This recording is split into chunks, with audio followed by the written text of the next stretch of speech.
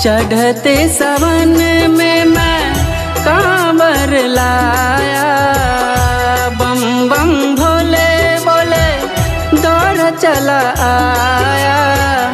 आया हूँ तेरे दर पे, संग चलो मेरे घर पे। ओ भोलेनाथ संग चलो मेरे घर पे। चढ़ते सावन में मैं कांवर लाया, बम बम भोले बोले दौड़ चला आया।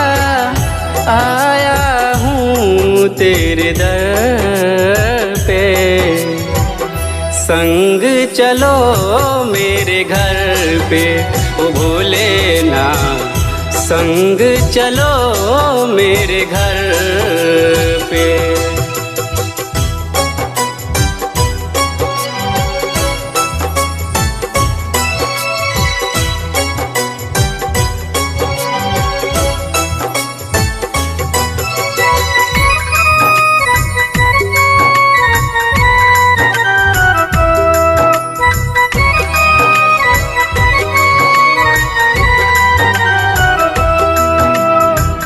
चढ़ते सावन में जो भी कोई आया, इस पावन गंगा में नहाया। चढ़ते सावन में जो भी कोई आया, इस पावन गंगा में नहाया। गंगा मैया का गुण गाया, गंगा मैया का गुण गाया।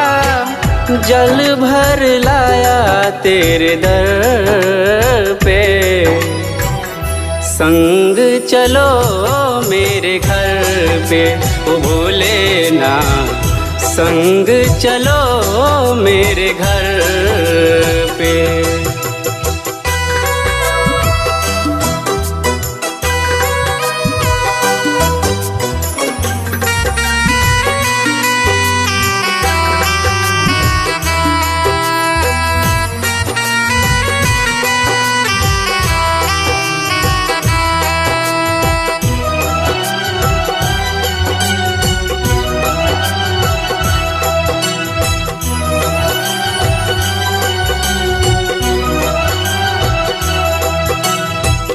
पावन है ये हरिद्वार, महिमा जाने इनकी संसार। पावन है ये हरिद्वार, महिमा जाने इनकी संसार। जो भी कोई आया सब कुछ पाया, जो भी कोई आया सब कुछ पाया। मैं भी आया तेरे दर पे, संग चलो मेरे घर पे। ओ भोलेनाथ संग चलो मेरे घर पे।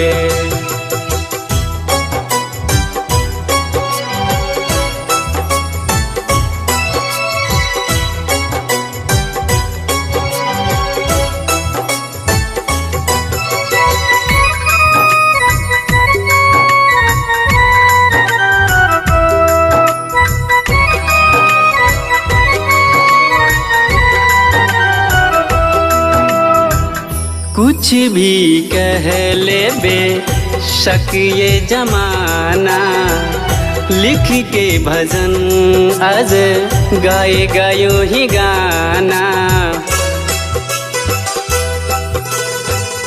कुछ भी कह ले बेशक ये जमाना, हम तो हैं बोले तेरा दीवाना।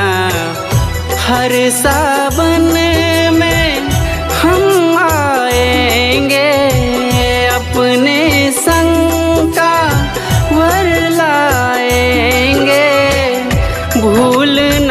इस दर को। संग चलो मेरे घर पे ओ भोलेनाथ, संग चलो मेरे घर पे। चढ़ते सावन में मैं कांवर लाया, बम बम भोले बोले दौड़ चला आया। आया हूँ तेरे दर पे, संग चलो मेरे घर पे ओ भोलेनाथ, संग चलो मेरे घर